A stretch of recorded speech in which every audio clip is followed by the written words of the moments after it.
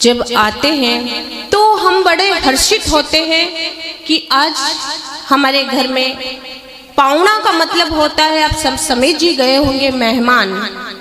यानी संत हमारे घर मेहमान बन करके आए हैं तो हम सबको बड़ी खुशी होती है, हर्ष होता है कि आज हमारे घर में साक्षात भगवान आ गए हैं।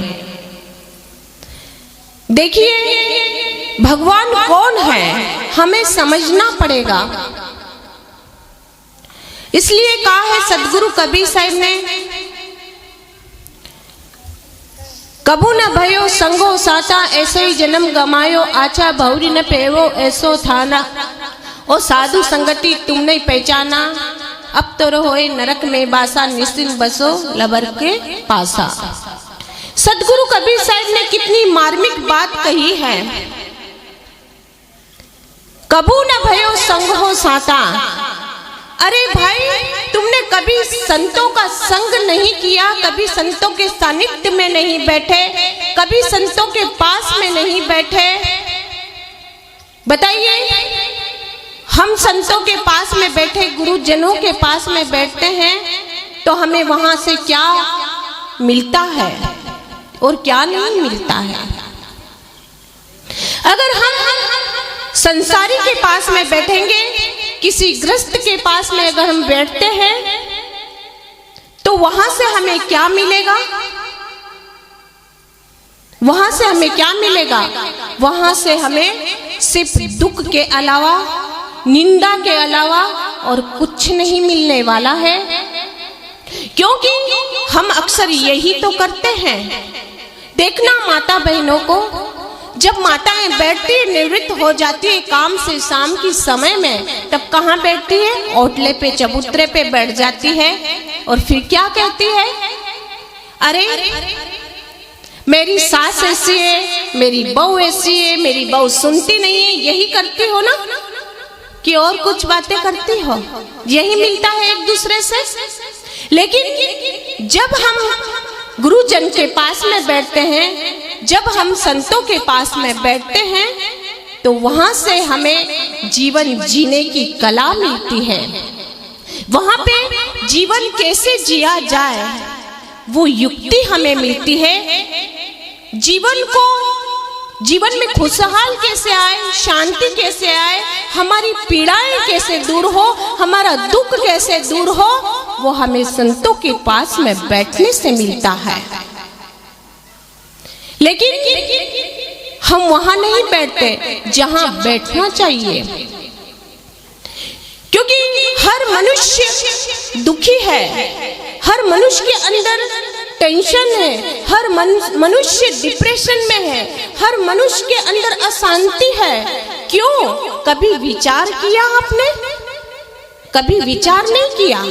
बस हम दुख का रोना रोते रहते हैं कि मुझे तो मेरे जीवन में इतना दुख है। जीवन को आप भी जी सकते हैं, लेकिन जीवन जीने की कला अगर आपको पास है तो इस संसार में रहते हुए अपना जीवन हैप्पी खुशहाल जी सकते हैं। लेकिन हमें जीवन जीना नहीं आता है। हम भौतिकता की तरफ आज आकर्षित हो रहे हैं, भौतिकता की तरफ हम दौड़ लगा रहे हैं। क्योंकि देखा जाता है कि बच्चों को भी पहले देखा जाता है, बच्चे जब छोटे होते हैं बच्चे सत्संग में आने की जिद करते हैं ना, मम्मी हम भी चलेंगे सत्संग में, हम भी चलेंगे। लेकिन माताएं क्या करती हैं? माताएं क्या करती हैं? बच्चों को कहते कि तुम अंदर बैठो, हम सत्संग सुनकर आते हैं। यही करती हो ना। जब वही बच्चे बड़े हो जाते हैं, जब वो बच्चे बड़े हो जाते हैं तब माताएं कहती है कि बच्चों तुम सत्संग में चलो, तो वो बच्चे क्या करेंगे? मना कर देते हैं कि हम सत्संग में नहीं आएंगे।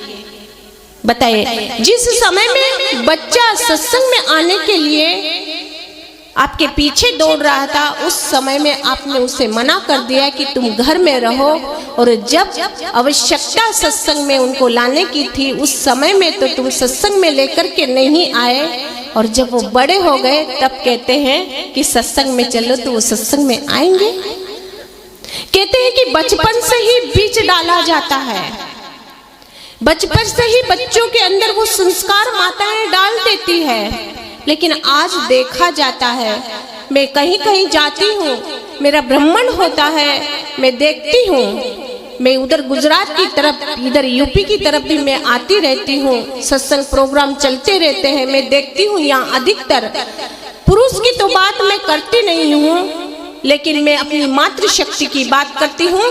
वो मातृशक्ति जो ऐसे ऐसे इस धरा तला पर ऐसी नारियां ने, आज वही नारी आप भी हैं, वही नारी वो भी थी। क्या वो स्त्री नहीं थी? क्या आप स्त्री नहीं हैं? ऐसी नारियां हमारे धरा तला पर हुई है कि अगर इतिहास को आप उठा करके देखेंगे तो आपको पता चलेगा कि वो भी तो नारियां थी, जिन्होंने इस धर तला पर ऐसे लाल को पैदा किया है। और आज उन लाल को जन्म दे करके आज युगों युगांतर उनका नाम चल रहा है, उसी की प्रेरणा को लेकर के आज हम चल रहे हैं। क्या वो नारियां नहीं थी? लेकिन देखा जाता है आज बड़ा दुख होता है सुनकर, देख करके। विचार करें मेरी मातृशक्ति, विचार करें मेरी माताएं, मेरी बहनों, मैं निवेदन करना चाहती हूँ आपसे, ऐसा चीज, ऐसे बीज अपने अंदर मत रोप देना कि आपका गृहस्थ जीवन बर्बाद हो जाए, आपका गृहस्थ जीवन तबाह हो जाए, आपका गृहस्थ जीवन में आपका सुनने वाला कोई ना हो। ऐसा बीज आप मत रोप देना, ऐसा बीज मत लगा देना कि जीवन बर्बाद हो जाए। माताओं को देखती हूँ कि वो भी गुटखा खाती है, यहाँ तक कि गुटखा तो बात की दूर की बात है, लेकिन सिगरेट पीते, बीड़ी पीते भी हमने देखा है। क्या ये संस्कृति है हमारे भारत की? ये संस्कृति पूछना चाहूंगी मैं कि यह संस्कृति है हमारे भारत की? अगर आप खाने लग जाएंगी तो आपकी बेटियां, आपके बेटे को आप कैसे सुधार पाएंगी? आप अपनी बेटियों को, अपने बेटे को क्या कह पाएंगे? खुद आचरण में आप नहीं हो, आप अपने जीवन में, आचरण में, अपने जीवन को आचरणमय नहीं बना रही हो, तो आप अपने बच्चों को भी नहीं सुधार सकते, आप अपने बच्चों को, अपनी बेटियों को भी नहीं सुधार सकते जब आप गुटखा खाती है। में देखिए, आप शांति बनाकर रखिए, हमारा जो बोलने का है फिर टूट जाता है, तो इसलिए इधर उधर ना देखें। तो आप अपने बच्चों को क्या सिखाएंगे? आज हम इधर उधर भटकते हैं क्योंकि अज्ञानता के कारण। हम क्या कहते हैं कि हमारे जीवन में शांति नहीं है, हमारे जीवन में सुख नहीं है। अधिकतर हमसे सभी आते हैं, बस एक ही बात को कहते हैं कि हमारे जीवन में सुख नहीं है। पुरुष को देखना, वो कहते हैं कि घर जाते हैं, हमें तो घर काटने को दौड़ता है। अगर हम बाजार में जाते हैं तो बाजार हमें काटने को दौड़ता है। अगर हम इधर कहीं जाते हैं पिकनिक पे तो पिकनिक हमें काटने को दौड़ती है। बंधु नहीं घर काटने को दौड़ता है, नहीं तुम्हें बाजार काटने को दौड़ता है, नहीं तुम्हें पिकनिक काटने को दौड़ता है।